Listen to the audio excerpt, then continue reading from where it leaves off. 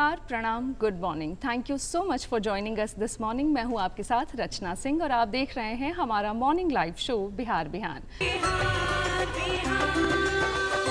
और कार्यक्रम में अब आगे बढ़ते हैं थ्रो बैक थर्सडे में। जैसा कि मैंने आपसे कहा था कि बहुत सारी चीज़ें हैं हमारे साथ और आपको ये भी बताना चाहती हूँ कि पुलिस महकमे में एक बड़ी चर्चा है। चर्चा इस बात को लेकर है कि कोई वापस आया है। अब वो कौन है उसके बारे में हम आपको ज़रूर बताएंगे, लेकिन उससे पहले देखिए उनसे जुड़ा ये वीडियो प्रोफाइल और उनके बारे में थोड़ा और जानिए और फिर उनसे जुड़ेंगे और आगे बातें करेंगे। श्री जितेंद्र राणा एक वरिष्ठ आईपीएस अधिकारी हैं। हाल ही में उन्होंने पटना रेंज के नए पुलिस महानिरीक्षक का पदभार ग्रहण किया है। वे भारतीय पुलिस सेवा के उन चुनिंदा अधिकारियों में से एक हैं जिनकी पहचान साहस, ईमानदारी और उत्कृष्ट नेतृत्व से होती है। आज हमारे बीच एक ऐसे व्यक्तित्व उपस्थित हैं जिन्होंने शिक्षा, प्रशासन और खेल तीनों क्षेत्रों में उत्कृष्टता का परचम लहराया है। दिल्ली के Saint Stephen's college, Delhi school of economics और जेएनयू से उच्च शिक्षा प्राप्त कर 2005 बैच के भारतीय पुलिस सेवा अधिकारी बने। बिहार कैडर के इस जाबाज अधिकारी ने नक्सल ऑपरेशंस और आपराधिक बाहुबलियों पर निर्णायक कार्रवाई करते हुए बहादुरी का परिचय दिया और इसके लिए उन्हें 2016 में प्रेसिडेंट्स मेडल फॉर गैलेंट्री तथा हाल ही में 2024 में president's medal for meritorious service से सम्मानित किया गया। उन्होंने बिहार के कई जिलों में एसपी और एसएसपी के रूप में सेवा दी। वहीं केंद्रीय प्रतिनियुक्ति पर दिल्ली मेट्रो और दिल्ली एयरपोर्ट की सुरक्षा का भी नेतृत्व किया। पुलिस सेवा के साथ साथ वे खेल जगत में भी एक चमकता सितारा रहे हैं। राष्ट्रीय स्तर के फुटबॉलर, हॉकी खिलाड़ी और घुड़सवारी में भी कुशल। ऑल इंडिया पुलिस गेम्स में गोल दागने वाले पहले आईपीएस अधिकारी और वर्तमान में दिल्ली प्रीमियर लीग की शीर्ष टीम प्रोटेक्टर्स एफसी के चेयरमैन। श्री जितेंद्र राणा का जीवन साहस, सेवा और खेल भावना का संगम है। वे न केवल भारतीय पुलिस सेवा के गौरव हैं, बल्कि युवाओं के लिए प्रेरणा और समर्पण की जीवित मिसाल भी हैं। जी हाँ, तो कार्यक्रम में आज हमारे साथ जुड़ रहे हैं श्री जितेंद्र राणा जी, जो पटना रेंज के पुलिस महानिरीक्षक हैं। और उनके बारे में आपको बता दूं कि जब बात अर्थशास्त्र की होती है तो उनकी चर्चा होती है, जब बात पुलिस सेवा की होती है तो भी उनकी चर्चा होती है, और खेल कूद में जो उन्होंने नाम कमाया है और जो नाम बनाया है और ख़ास करके जिस तरीके से उन्होंने खुद को और बिहार को और पूरे देश को रिप्रेजेंट किया है, उसकी जितनी चर्चा की जाए कम है। तो आइए मिलकर स्वागत करते हैं सुपर कॉप श्री जितेंद्र राणा जी का। सर, बहुत बहुत स्वागत है आपका हमारे कार्यक्रम में। Thank you sir. जैसा कि मैंने पहले भी कहा कि आपके आने से बड़ी चर्चाएं बढ़ गई हैं, और चूंकि आप काफ़ी समय से डेपुटेशन पे बाहर थे, यानी दिल्ली थे, और वापसी हुई है, कैसी रही है वापसी से? निश्चित रूप से लगभग 7 वर्ष के लिए मैं केंद्रीय प्रतिनियुक्ति पर था भारत सरकार में। हाँ। उसके पश्चात 7 साल के पश्चात जब यहाँ पे आया हूँ, और विशेष रूप से पटना में लगभग 10 वर्ष के बाद में 2015 में यहाँ पर एसएसपी था, तो 10 वर्ष के बाद वापस पटना आए हैं। तो निश्चित रूप से एक चुनौतीपूर्ण समय है, क्योंकि आगामी जो चुनाव इत्यादि है उसको लेकर तैयारियां की जानी है। और जैसे यहाँ पे हम लोगों ने ज्वाइन किया था तो नई टीम थी यहाँ पे, तो उसी समय पे 1-2 महत्वपूर्ण गंभीर घटनाएं भी घटी थी। तो जिस तरीके से कहा जाता है कि पुलिस में एक कहावत है कि जैसे ही जो नए कप्तान जो जिले की कमान संभालते हैं, जैसे एसएसपी भी नए आए थे, तो उनको अपराधियों की तरफ से एक सलामी दी जाती है। तो ये उस तरीके की गंभीर घटनाएं थी जो चुनौतीपूर्ण थी निश्चित रूप से।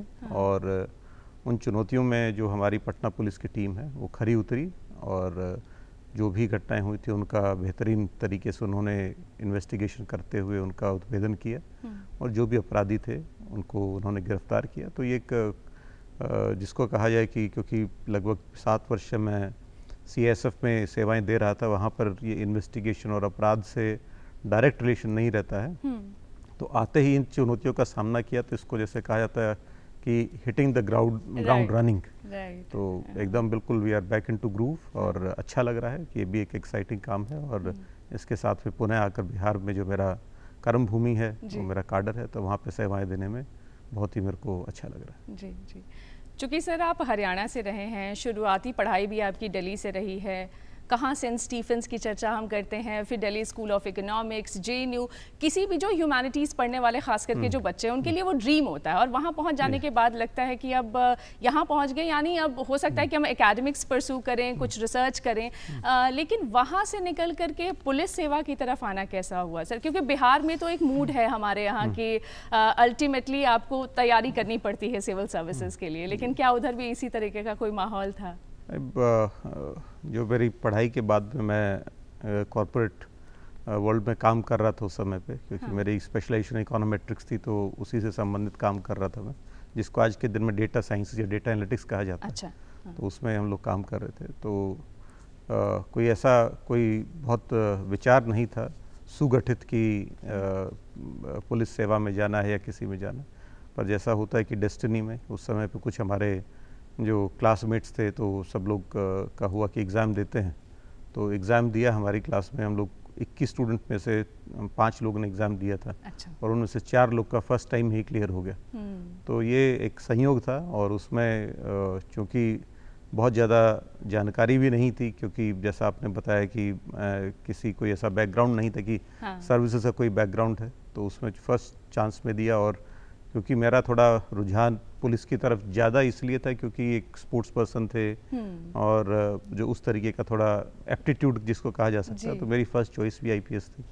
तो इसके लिए फर्स्ट चॉइस में IPS फर्स्ट टाइम में फर्स्ट चॉइस IPS मिल गया। तो इसलिए दोबारा कभी मैंने पलट कर सोचा नहीं और इस तरीके से पुलिस सेवा में जो एक संयोगवश होता है आना, तो संयोगवश पुलिस सेवा में आना हुआ। जी सर, चूँकि बिहार एक बहुत चुनौतीपूर्ण राज्य रहा है शुरू से, और जब आप सेवा में आ रहे थे 2005 की अगर मैं बात करूँ तो ये क्या स्वतः एक निर्णय था कि इस तरफ आना है, ये चैलेंज लेना है, या फिर ये आपकी डेस्टिनी में ही फॉल हुआ? और फिर बिहार आना कैसा रहा और यहाँ का एक्सपीरियंस कैसा रहा सर? हमारे समय में जो चॉइस है कार्डर का, वो उसका सिस्टम नहीं था।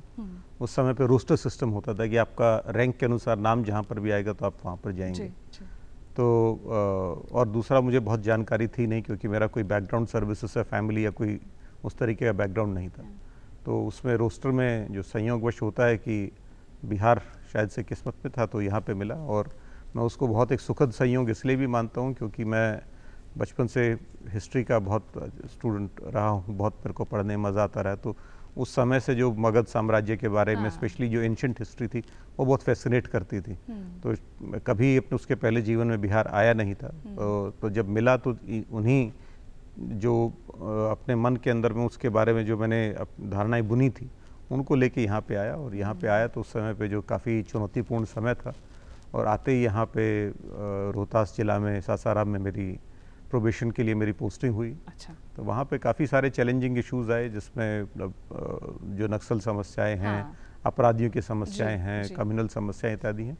उसका आते ही पहले 6 माह में इतना एक्सपीरियंस हो गया जितना शायद से बहुत सारे पुलिस ऑफिसर्स को पूरे करियर के दौरान होता है। तो बहुत उस हिसाब से कि यहाँ पे आते ही इतनी सारी चुनौतियों को देखा, उनका सामना किया, तो उसने एक बेहतर पुलिसकर्मी बनने में और परिपक्व होने में उसने काफ़ी सहायता करी। और बिहार में आना मेरे लिए काफ़ी सुखद रहा, क्योंकि जिस तरीके की धारणाएं विशेष रूप से बाहर में होती हैं, तो वो सारी धारणाएं मुझे लगा कि बिल्कुल गलत हैं। बिहार बहुत ही बेहतरीन, बहुत ही सुंदर जगह है और यहाँ पर जो लोग हैं वो बहुत ही आत्मीय हैं और मुझे बहुत अच्छा लगा यहाँ। जी जी। चूँकि मैं ये इस वजह से भी पूछ रही हूँ सर, क्योंकि आप एक बहुत अच्छे माहौल से आ रहे थे और यहाँ आकर के सीधे अपराधियों से सामना होना, उसके बाद नक्सलवाद, उसके बाद सीमा पार की जो चुनौतियाँ थी वो भी सारी चीज़ें थी। कैसे आपने इन सारी चीज़ों को टैकल किया, हैंडल किया? क्योंकि जैसा आपने बताया कि फर्स्ट पोस्टिंग के साथ या प्रोबेशन के समय से ही ये चैलेंज स्टार्ट हो गया, तो कैसे नक्सलवाद जैसी समस्या से आपने डील किया सर? क्योंकि अब तो काफ़ी कम हो गई हैं ये चीज़ें बिहार में और बहुत बदलाव आया है, लेकिन वो दौर तो वाकई बहुत चुनौतीपूर्ण होगा। नहीं, तो इसके लिए तो ये मैं कह सकता हूँ कि जिस समय पे ये बदलाव शुरू हुआ था तो हम लोग उसके महत्वपूर्ण कारक रहे हैं। जहाँ पर भी रहे, अपने जिस भी छोटे रूप से हम लोगों ने उसमें अपना सहयोग किया है। और एक बहुत बेहतरीन माहौल भी था कि जिसके अंदर में सब पुलिस कर्मी, सारे जो हमारे सीनियर पदाधिकारी थे, सब लोग टीम के रूप में काम करते और जो भी समस्याएं थी वो समस्याएं सबको सर्वविदित थी कि अपराध की समस्या है, बाहुबलियों की समस्याएं हैं, उसके अतिरिक्त में बहुत सारा विशेषकर दक्षिण बिहार में नक्सल समस्या से बहुत भयंकर जूझ रहे थे, और उसके अतिरिक्त जो अन्य जो विधि व्यवस्था समस्याएं होती रहती हैं। तो ये सब चीज़ें जब जैसे यहाँ पे पुलिस सेवा में आ गए हैं और अपने आप को आपने पूरा उसके अंदर में पूरा झोंक दिया है, तो उसके पश्चात में सिर्फ यही चीज़ें सामने रह जाती हैं, और फिर आपका ध्यान केवल इन्हीं चीज़ों में लगा रहता है कि किस प्रकार से आप और बेहतर करें और बेहतर व्यवस्थाएं बनाएं। और ये सब कार्य करते करते, और आप देख रहे हैं कि काफ़ी माहौल बिहार में बदला है, और आज के दिन में जिस तरीके से पूर्ण रूप से नक्सल समस्या का जो यहाँ से समूल नाश किया गया है, तो वो निश्चित रूप से जितने भी पदाधिकारी रहे हैं उसमें कुछ हम लोग का भी सहयोग रहा है, और जो हमारे और दूसरे साथी हैं और सभी रैंक्स के, उनका लीडरशिप का भी हमारी बहुत इसमें एक सुखद जो कहा जाए कि सहयोग रहा है। और आज के दिन में ये देख के अच्छा लगता है कि अगर आप कंपेयर करते हैं कि 20 साल के अंदर में किस प्रकार से बिहार बदला है, तो उस बिहार को बदलते हुए हम लोगों ने देखा है, और उसके अंदर में कुछ भी जो तुच्छ हम लोग का भी कुछ सहयोग रहा है, तो ये जानकर अपने ऊपर में फख्र भी होता है और एक मन में संतुष्टि भी होती है। जी सर, नक्सलवाद का जिक्र इस वजह से भी कर रहे हैं क्योंकि उसके लिए आपको राष्ट्रीय पुरस्कार भी मिला। कैसा रहा सर वो एक्सपीरियंस? क्योंकि काम तो कई सारे लोग कर रहे होते हैं, लेकिन पुरस्कार पाना, आपको किसी चीज़ से नवाजा जाना, इसका मतलब ये होता है कि आपने कुछ वाकई कुछ बहुत अच्छा किया है जिसके लिए आप अवॉर्डेड भी हो रहे हैं। 2016 में मुझे वीरता पदक से सम्मानित किया गया था, और वीरता पदक जो है वो एक मिलना अपने आप में बहुत सम्मान का विषय है और एक बहुत सुखद अनुभव है। परंतु जो उसके पीछे का जो किस कारण से मिला है, वो अगर उसके अंतर में जाएं तो शायद से उतना खुशी का अनुभव नहीं होता है, क्योंकि उसके पीछे बहुत सारे ऐसे अनुभव होते हैं जिसमें आपने अपने साथियों को खोया है, ऐसे ही और उस प्रकार की परिस्थितियों का सामना किया है जो शायद से आप सामान्यतः नहीं चाहोगे। तो यहाँ पर विशेष जो जिस घटना के लिए मिला था वो जमुई में हुई थी, जिसमें हमारे उसके कुछ समय पहले कुछ हमारे साथी हम लोगों ने नक्सल अटैक में खोए थे। उसी की प्रतिक्रिया में हम लोग अपने ऑपरेशंस चला रहे थे, जिसमें एक बड़ी सफलता हमारी टीम को हाथ में लगी थी। तो ये जो भी हम लोग को वीरता पदक मिलता है, इसमें कोई हमारी अकेले की वीरता से अधिक जो पूरा टीम का योगदान रहता है, उसमें सामूहिक रहता है। तो जो भी हमारे साथ में कर्मी थे, जिनके दम पे हम लोग उतना आगे बढ़ सके और इस काम को अंजाम दे सके, तो ये, और उसके पूर्व में, क्योंकि एक ऑपरेशन सफल होता है, उसके पूर्व में लगभग सैकड़ों ऐसे असफल ऑपरेशंस भी रहते हैं। तो उनकी एक परिणति रहती है कि आप लगातार प्रयास करते हैं और आपको एक सफलता मिलती है। और उस जो असफल ऑपरेशंस रहते हैं उसके अंदर में आपको फटीग भी होता है, कई बार आपके अपने साथी भी आप खोते हैं उसमें।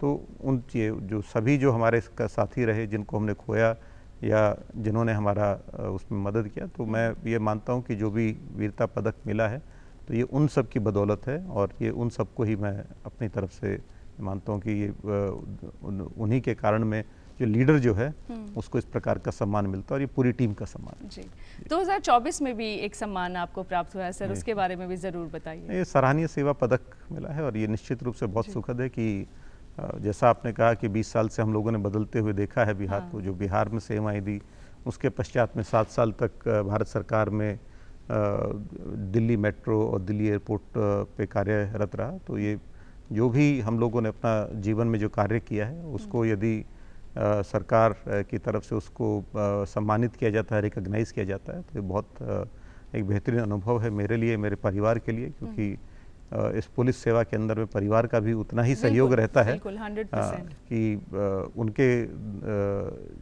उनके दम पर ही व्यक्ति दिन रात बाहर में काम कर सकता है। निश्चित रूप से उनको शायद से कम समय मिलता है, परंतु इसमें जो उनका सहयोग और जो स्नेह रहता है वो आपको लगातार आगे बेहतर करने के लिए प्रेरित करता है। जी जी सर, अभी आप दिल्ली की चर्चा भी कर रहे थे, आप DIG CISF रहे हैं, कैसा रहा वहाँ काम करना सर? क्योंकि चूँकि वो आपका एक नेटिव प्लेस भी है, आप वहाँ आपकी सारी पढ़ाई हुई है, फिर वहाँ जा कर के काम करना कैसा रहा? ये एकदम काडर जब मिल जाता है तो आप घर के हो जाते हैं, लेकिन फिर आपकी जो वो पुराने घर में जो वापसी होती है, उसका एक्सपीरियंस कैसा था? हम लोग अखिल भारतीय सेवा से हैं, तो जिसमें अपने काडर में भी सेवाएं देना है, उसके अतिरिक्त भारत सरकार में भी देनी है सेवाएं।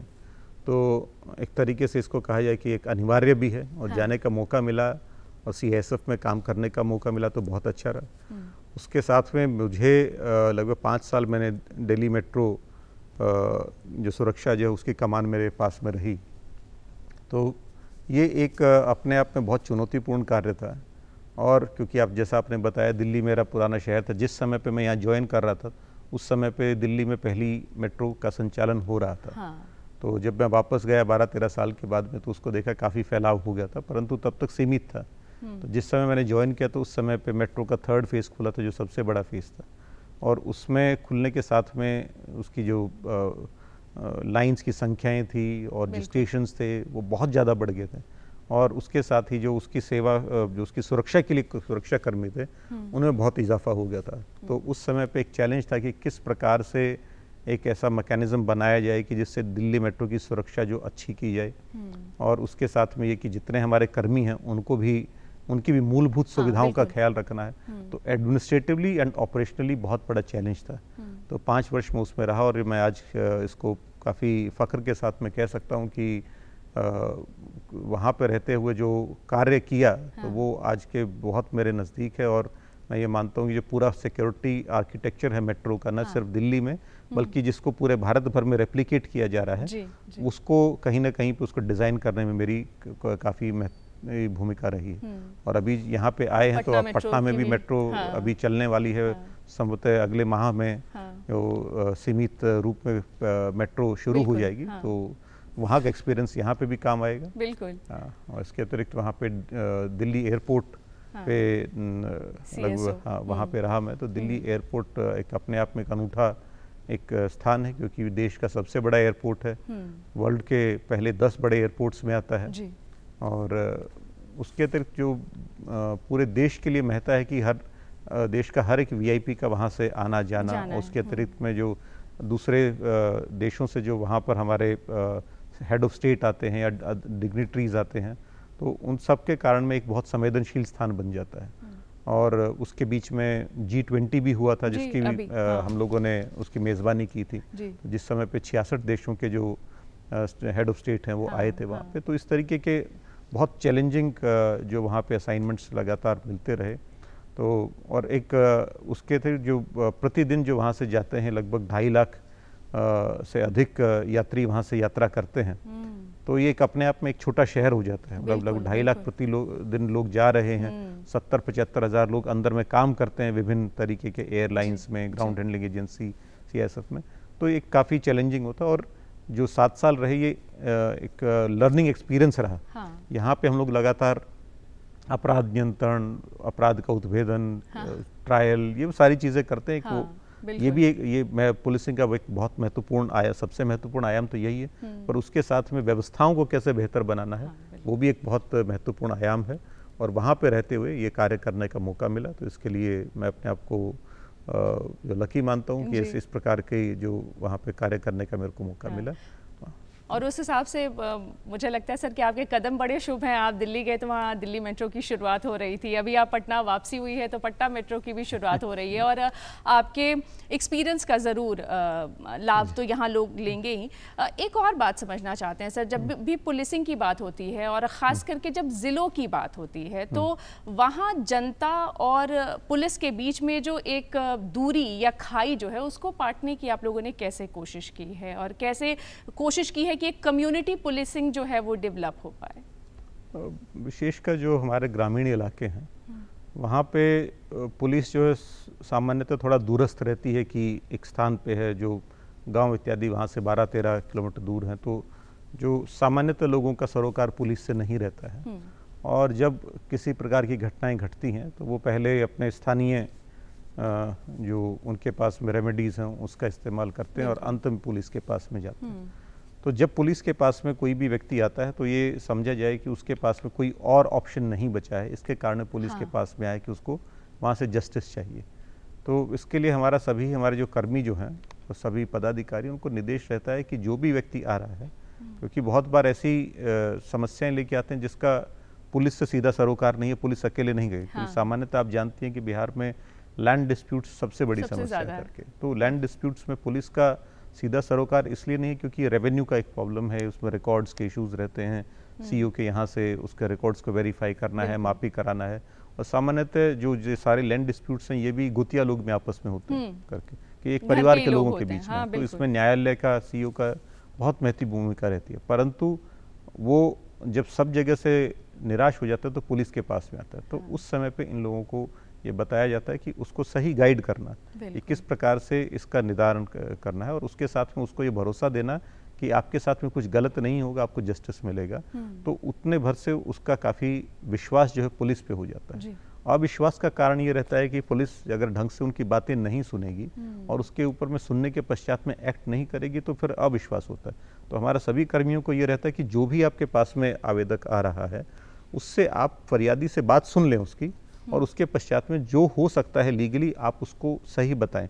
तो ये कम्युनिकेशन बहुत इंपॉर्टेंट है। और ये कम्युनिकेशन न सिर्फ थाना में बैठ के, परंतु अप्रोच करके लोगों को, जिस तरीके से आप स्कूलों में कार्यक्रम चला सकते हैं, गांव इत्यादि में जा सकते हैं, बहुत सारे मौके होते रहते हैं कि कहीं पे मेला लगा है, कुछ और लगा है, तो उस प्रकार से लोगों से जनसंपर्क जितना बढ़ाएंगे और उनसे व्यवहार बेहतरीन रहेगा, टू वे रखेंगे तो ज्यादा बेहतर है। तो उनसे भी आप फीडबैक लेते हैं, उनसे बहुत फीडबैक आता है क्षेत्र में कहाँ पे अपराध हो रहा है। सामान्यतः आदमी से आप मिलते हैं, बात करते हैं तो बता देता है कि जी वहाँ पे इस जगह पे इस प्रकार का अपराध हो रहा है या इस प्रकार का जो है गलत व्यक्ति को देखा गया। तो वो एक सोर्स ऑफ इंफॉर्मेशन भी जिससे आप अपराध नियंत्रण कर सकते हैं, और उसके साथ में आप जो उनको भरोसा भी दिला सकते हैं, जिससे कि उनका जब पुलिस पे भरोसा रहता है तो जो विधि व्यवस्था की समस्याएं कभी उत्पन्न होती हैं जी, सामान्य हो जाती है। कभी बाढ़ आ गया है, कहीं पे एक्सीडेंट हो गया है, तो उसका कारण में फिर होता है कि अचानक लोगों का गुस्सा इत्यादि फूटना शुरू हो जाता है। तो उसमें जब आपका लोगों के साथ में संपर्क सही है तो वो आपको उस विधि व्यवस्था को संधारण करने में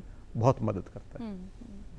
सर, जब बिहार पुलिस की बात हम कर रहे हैं तो हम थोड़ा ये भी समझना चाहते हैं कि क्या टेक्नोलॉजिकल चेंजेस हुए हैं, जैसे जब से आपने ज्वाइन किया 2005 में यहाँ, और तब से लेकर अब तक पे क्या कुछ ऐसे चीज़ें हैं जिनमें बदलाव आया है या आधुनिकीकरण हुआ है उस तरफ?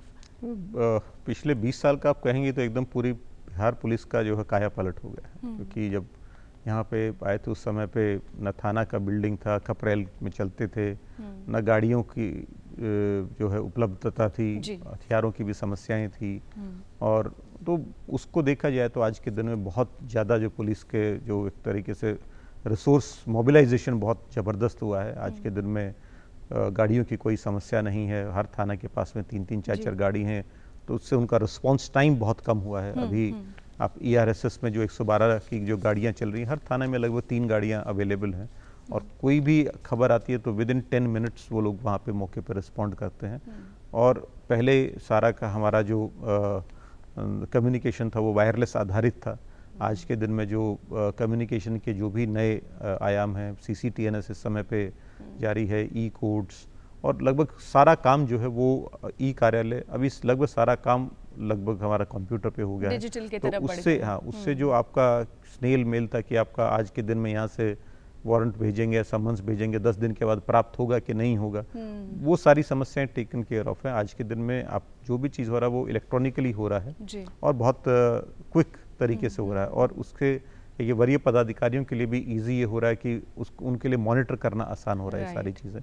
बाकी बॉडी वॉर्न कैमरास भी अभी इस समय पे लगाए जा रहे हैं। उसके अतिरिक्त पूरे शहरों में CCTV कैमरा का जो स्मार्ट सिटी के अंतर्गत उसका जाल बिछाया जा रहा है, और उनमें भी वीडियो एनालिटिक्स है, जिस प्रकार से फेशियल रिकॉग्निशन इत्यादि जो नए टूल्स हैं, AI इत्यादि का इस्तेमाल किया जा रहा है। तो उस प्रकार से बिहार पुलिस इस समय पे आधुनिकीकरण के जो भी आयाम पूरे देश के अंदर में, उनमें बिल्कुल उनके बराबरी में खड़े हैं हम लोग, कहीं पे पीछे नहीं। साइबर थाना इत्यादि का यहाँ पे जो किया गया है, तो उसमें साइबर की जो इन्वेस्टिगेशन है उसमें काफ़ी प्रगति की गई है। अभी काफ़ी उसमें सुधार की गुंजाइश है, जिसके बारे में हम लोग विचार कर रहे हैं, हम उनकी रिव्यू इत्यादि कर रहे हैं, और किस प्रकार से नए टूल्स लाए जा सकते हैं जिससे कि साइबर अपराध जो है उसको रोका भी जा सके और उसकी इन्वेस्टिगेशन जल्दी से की जा सके। तो इस समय बिहार पुलिस आधुनिकीकरण की तरफ में पूर्ण रूप से बढ़ रही है, और जो देश में जो बेस्ट फोर्सेज हैं उनके बराबर में हम लोग खड़े। जी जी, और तकनीक हो या डिजिटल की तरफ बढ़ना हो, वो सारी चीज़ें हो पा रही हैं। सर, चूंकि आप लोग का जो जॉब है और जिस तरीके का पूरा प्रोफाइल है वो बहुत स्ट्रेसफुल होता है, तो ऐसे में जब आप हॉबीज़ की तरफ जाते हैं, तो अगर हम आपके प्रोफाइल के माध्यम से भी जाने आपके बारे में, तो खेलकूद में आपकी बड़ी रुचि रही है, वो फुटबॉल है, हॉकी है, स्कूल, कॉलेज, यूनिवर्सिटी टाइम से ही आप बहुत एक्टिव रहे हैं, लेकिन इनके बीच में समन्वय कैसे बनाया, ये बड़ा चैलेंजिंग है, क्योंकि एक ये ड्यूटी बहुत स्ट्रेसफुल है और इसके बीच में आपने कई सारे लीग्स खेले और कई सारे आपके परफॉर्मेंसेज हैं, खेलकूद में आपने बहुत अच्छा किया, तो ये कैसे संभव हो पा रहा है? मैं बचपन से एक स्पोर्ट्स स्कूल में पढ़ा था 12वीं क्लास तक, तो उसमें रहता है कि आपके पास में दोनों चीज़ का समय रहता है कि आपके पास अपने शरीर के लिए, स्पोर्ट्स के लिए दिन में 2 घंटे 3 घंटे निकालना कोई बड़ी बात नहीं है, आप करें। उसके साथ में सेम पढ़ाई के लिए भी कि यदि आपका मन है तो आप 2 घंटे 3 घंटे निकाल के कुछ ना कुछ कर सकते हैं। तो ये सारा केवल टाइम मैनेजमेंट का है कि आप टाइम, और जो चीज़ें आपके हृदय के नज़दीक रहती हैं, हाँ, तो आप उसके लिए समय निकालेंगे ही निकालेंगे, जगह बना लेते हैं। बिल्कुल निकालते हैं। और ये एक मिसनोमर है कि इनके बीच में एक में चूज करना पड़ता है, सब हाँ, चीज़ें एक साथ में चल पाना बहुत आसान रहता है। Time management is very important. कैसे वो कर पाते हैं, क्योंकि ये बहुत स्ट्रेसफुल है, आप लोग का फोन लगातार बजते रहता है, मतलब हाउ कम इट्स पॉसिबल कि आप मतलब दोनों तरफ वो बैलेंस बना पाए? क्योंकि जब बात ऑल इंडिया पुलिस गेम्स की हो तो उसमें भी गोल दागने वाले आप पहले आईपीएस ऑफिसर हैं, तो ये बैलेंस जो है वो आप शायद ज्यादा बेहतर बना पा रहे हैं और इससे हमारे युवाओं को सीखना भी चाहिए।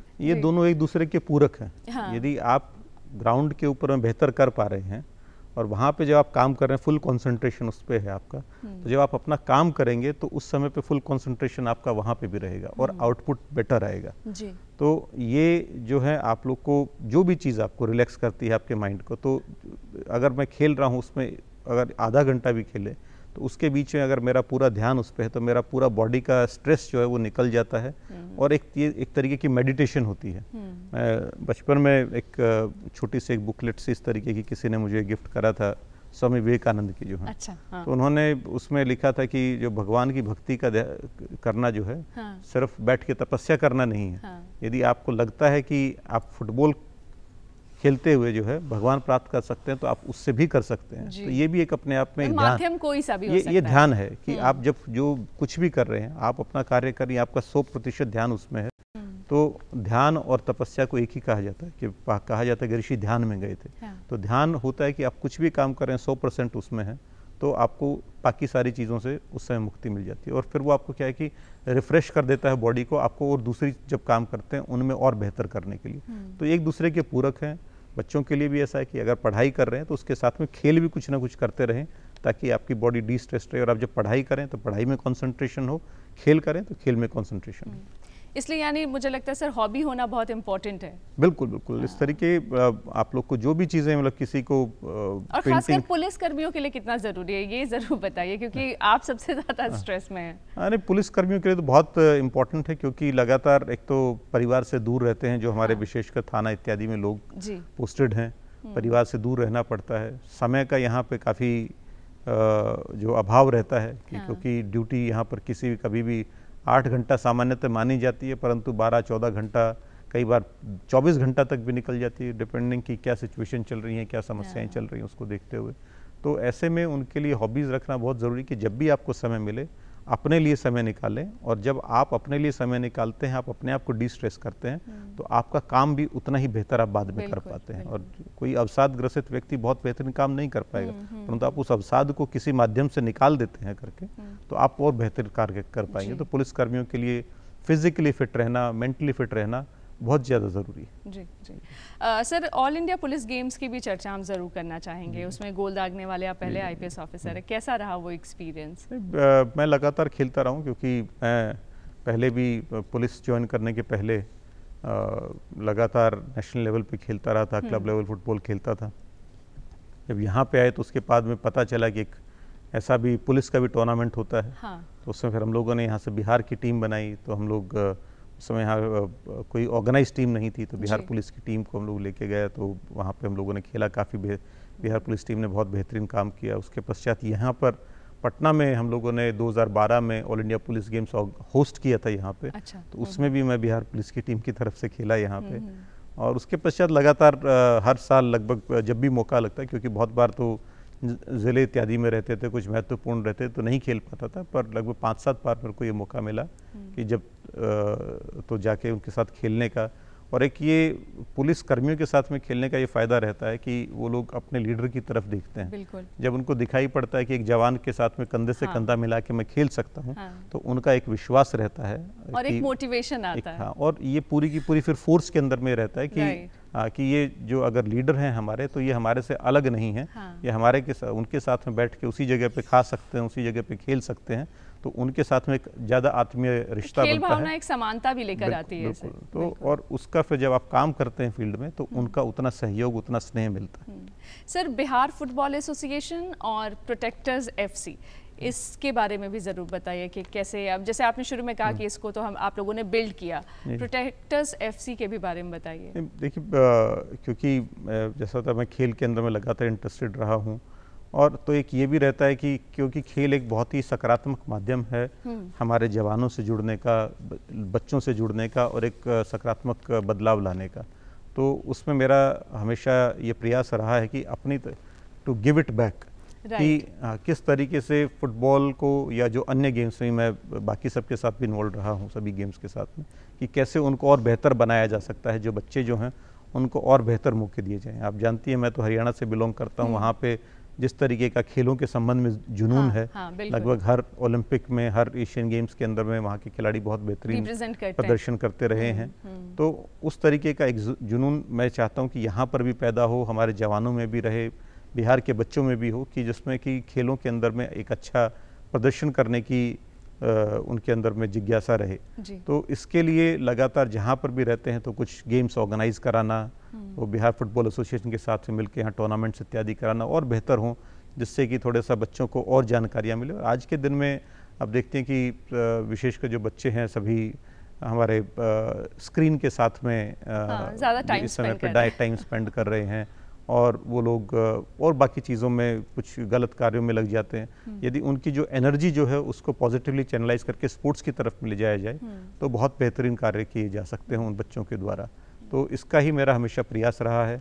वहाँ पे दिल्ली में भी जब मैं CISF में गया, तो वहाँ पे भी हम लोगों ने अच्छी टीम बनाई, उसका वहाँ पे हम लोगों ने क्लब बनाया, और आज के दिन में वो इंडिया के one of the best clubs के अंदर में गिना जाता है करके। तो ये है कि, और उसके लिए हम लोग को बहुत रिसोर्स का जुटान नहीं, केवल ये था कि एक हमारे मन में इच्छा थी कि ऐसा बेहतर करना है, तो हम बेहतर कर पाए। तो ये यहाँ के लिए भी कि अगर हम इच्छा रखते हैं कि हम बेहतर करेंगे, तो निश्चित रूप से बहुत बेहतर कर पाएंगे। सर, फुटबॉल की तो हम चर्चा कर ही रहे हैं, साथ ही मीनवाइल हम देख रहे हैं कि आप नेशनल लेवल पे हॉकी भी खेल रहे हैं, घुड़सवारी जैसी एक बिल्कुल नई चीज़ जो बहुत कम लोग यहाँ कर रहे हैं, वो भी आप करते हैं। वो कैसा एक्सपीरियंस रहा सर, और उस तरफ कैसे इंटरेस्ट जनरेट हुआ? तो हॉकी मैं पहले खेला था, मतलब फुटबॉल में थोड़ा लेट शुरू किया, क्योंकि मुझे खुद नहीं पता था कि मैं अच्छा खेल सकता हूँ। किसी हमारे कोच ने देखा तो उनको लगा कि मैं खेल सकता हूँ, तो उन्होंने फिर मेरे को फुटबॉल में, उसके पहले मैं हॉकी खेलता था, नेशनल लेवल पे हॉकी खेला था। फिर फुटबॉल, तो हॉकी का इतना अच्छा प्लेयर नहीं था, फुटबॉल में और बेहतर रहा। और घुड़सवारी करने का मौका मेरे को हमारी नेशनल पुलिस एकेडमी में लगा। अच्छा। तो वहाँ पे रहता है कि सामान्यतः उसको जब आप एक एनिमल को देखते हैं तो आपको डर लगता है करके, परंतु ये पुलिस में कहा भी जाता है कि यदि आप घोड़ा संभाल सकते हैं तो आप जिला भी संभाल सकते हैं। बिल्कुल। तो वो एक ये कॉन्फिडेंस था कि ठीक है, जो होगा तो देखी जाएगी। तो उसमें आप उसके साथ में बैठते हैं तो फिर आपको उस एनिमल से कनेक्ट कर पाते हैं। तो जैसे आपका उसके साथ में कनेक्ट बनता है तो फिर आप एक बॉडी हो जाते हैं करके। और तो घुड़सवारी करने में इसलिए बहुत मज़ा आता है। यहाँ पर भी बिहार पुलिस का तो काफ़ी बड़ा घुड़सवारी का कंटिंजेंट है, एक अलग से यहाँ हाँ एक बटालियन है यहाँ पे। और यहाँ पे पुराना इतिहास भी रहा है घुड़सवारी का। तो घुड़सवारी करना जो एक बहुत ही बेहतरीन जो एक्सपीरियंस रहा है। और उसके अतिरिक्त में यहाँ पे उसका हम लोगों ने पटना में भी और बाकी जगह पे विधि व्यवस्था में भी घुड़सवारियों का इस्तेमाल हम लोगों ने किया है। और यहाँ पर भी ऑल इंडिया इक्वेस्ट्रियन मीट कराई गई थी। पूरे देश की जो सारे पुलिस बल हैं उनके घुड़सवार यहाँ पे आके उन्होंने पार्टिसिपेट किया था। तो घुड़सवारी एक अपने आप में ये आपको कॉन्फिडेंस देता है कि आप कोई भी कितनी भी विकट समस्या हो तो आप उससे जूझ सकते हैं, आप हैंडल कर सकते हैं। तो एक घुड़सवारी कॉन्फिडेंस के लिए बहुत ज़रूरी है और इसीलिए पुलिसकर्मियों को कराया भी जाता है बाकायदा। सर, अंत में आपसे यही जानना चाहते हैं कि आपने अर्थशास्त्र, पुलिस सेवा और खेल कूद इन सारी चीज़ों को एक साथ मैनेज किया है, युवा पीढ़ी को आप क्या संदेश देना चाहते हैं? और चूँकि हम ये भी जानना चाहते हैं कि आप बिहार वासियों को और ख़ास करके पटना वासियों को क्या संदेश देना चाहते हैं? देखिए, अर्थशास्त्र, पुलिस और खेल ये सारी चीज़ें जो आज के दिन में मैं हूँ, एक मेरी जो व्यक्तित्व का जो है सभी एक बहुत महत्वपूर्ण हिस्सा रहे हैं अलग अलग समय पे। जिस समय पे कॉलेज यूनिवर्सिटी में पढ़ रहे थे, सबसे टफ कोर्स माना जाता था इकोनॉमिक्स। तो वहाँ पे जाके उसको वहाँ पे जाके अच्छा कर पाना, हाँ। एक आपको कॉन्फिडेंस देता है कि आप कुछ भी हासिल कर सकते हैं। फिर पुलिस सेवा में आए तो वही कॉन्फिडेंस, खेलों के साथ में। तो ये सारी चीज़ें क्या कि आप चाहें तो सभी अपनी पर्सनैलिटी को ऑलराउंड बना सकते हैं। उसके लिए आप लोग को मतलब बच्चों को विशेष रूप से अपने आप को खुला रखना है कि जो भी आपके सामने अपॉर्चुनिटीज़ आ रही हैं उनको आप ग्रहण करते जाएं। किस में कब अच्छा कर जाएंगे आपको मालूम नहीं है, क्योंकि अब हमारे लिए ज़रूरी है कि हमारा दिमाग खुला रखें और जो भी हमारे सामने अपॉर्चुनिटी आई है उसको किस प्रकार से हम बहुत बेहतर कर सकते हैं। Open to all, open to all होना चाहिए। और एक बच्चों का एक वो जो यौवन जो होता है उस समय पे आप एक्सपेरिमेंट्स कर सकते हैं। आपका शरीर, आपका दिमाग आपका साथ देता है तो उस समय पे आप कर सकते हैं जो आप लेटर इन लाइफ नहीं कर सकते हैं। तो आप जब करते जाएंगे तो ये सारी चीज़ें, पढ़ाई है, खेल है, हॉबीज़ हैं और जो भी चीज़, आप सब चीज़ें के बीच में तारतम्य बना के आप बेहतरीन कार्य कर सकते हैं। और वर्तमान में यहाँ पे बिहार में हैं, पटना में यहाँ सेवाएं दे रहे हैं। निश्चित रूप से ये कहना चाहूँगा बिहार पुलिस, पटना पुलिस, हमारे सभी जो नागरिक हैं उनके साथ में हैं और हम सबको मिलके एक बेहतर वातावरण बनाना है, अपराध मुक्त जो है और किसी भी प्रकार की जो अन्य समस्याएं हैं उनसे मुक्त हमारे को समाज बनाना है। तो इसमें पुलिस अपनी तरफ से कार्य करती है परंतु ये जनता के सहयोग के बिना नहीं हो सकता है। और हमारा ये लगातार हमारे जो नागरिक हैं उनसे भी निवेदन भी रहता है कि जो पुलिस के द्वारा दिए गए निर्देश हैं, कानून हैं, उनका अनुपालन करें। और यदि किसी प्रकार का आप देखते हैं कि कोई लोग अनुपालन नहीं कर रहे हैं तो उसके बारे में निश्चित रूप से पुलिस को बताएं। और पुलिस कर्मियों को हमारा निर्देश ये रहता है कि जो हमारे नागरिक हैं उनके साथ में आपका व्यवहार जो है वो निष्पक्ष रहे, ईमानदारी पूर्ण रहे और आपका जो विनम्रता उनके साथ में निश्चित रूप से रहे ताकि उनका आपके ऊपर भरोसा रहे।